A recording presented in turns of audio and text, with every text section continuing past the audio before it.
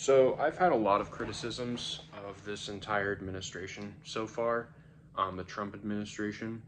I haven't been very satisfied with it, to be honest. I thought it was going to be a lot more radical than it is.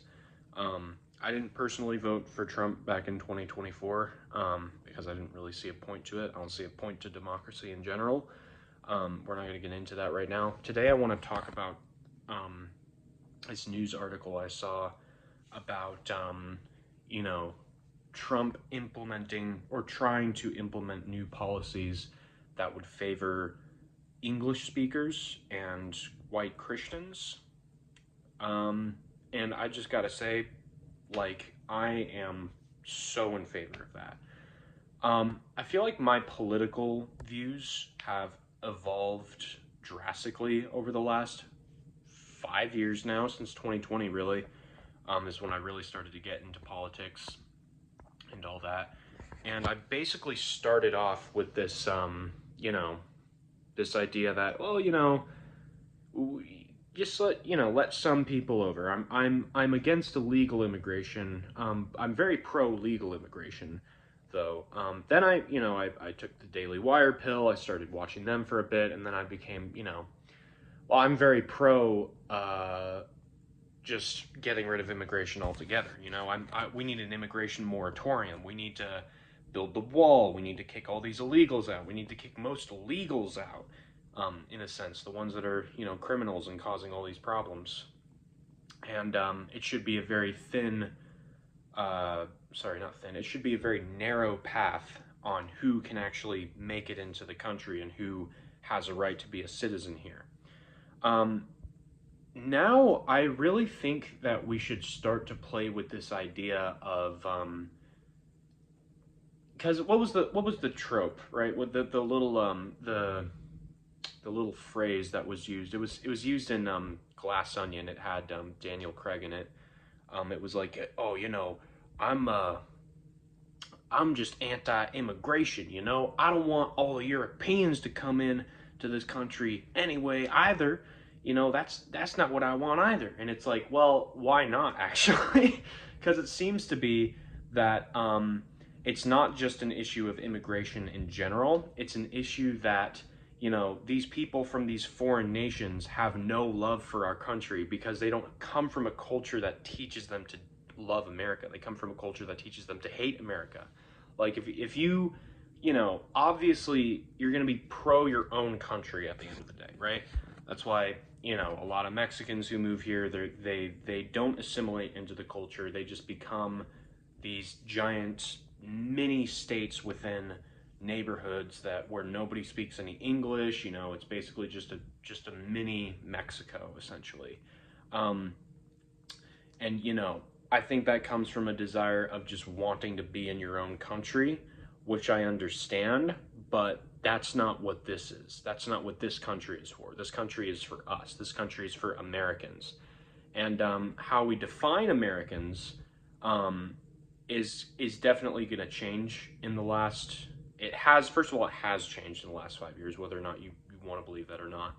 Um, Being an American is something different than I think what a lot of people think it is. I think you have to love this country. I think you need to love, you know, the outdoor. You need to love the nature aspect of it. You need to love the culture itself. You need to love our history. You need to be a patriot, and you also need to have something to offer this country as well. And if you have nothing to offer in this country, then I don't think you should be here. Really, I genuinely don't. We're not talking about people in dire situations. We're not talking about single mothers and stuff like that.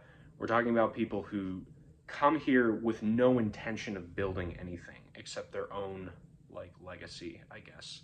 They're not concerned with building it. So it's like, okay, in the last 5 years we can import 50 billion Indians, then why can't we just do the same but with white people and then get rid of the 50 billion Indians? Why can't we just do that? And by get rid, I don't mean like kill or illegally take out of the country. I just mean we continue with the deportations, we build the wall, we get an immigration moratorium in check, and then we start to bring people in that can then reverse the situation, okay? Because this is a genocide that is happening. This This is what a white genocide looks like. They are replacing us in a way. And, you know, back in 2020, that would have been so controversial to say, oh, it's not happening. It's not happening. I think Matt Walsh, along with a few others, have been great voices in showing that that is an actual thing that's happening. It's 2025, though. It's like, are we seriously unaware that this is happening at this point? I don't think so. I think everyone knows intrinsically that it is happening. And it's like, okay, if we know that it's happening, why don't we just do something about it? You know, why don't we replace more of these people that aren't doing anything and are actually making things worse with people that will do something and will make things better? Why can't we just do that? Why can't we prioritize people, you know, who look like us in a way as well? Because frankly, it's not an issue of like hatred for other people. It's an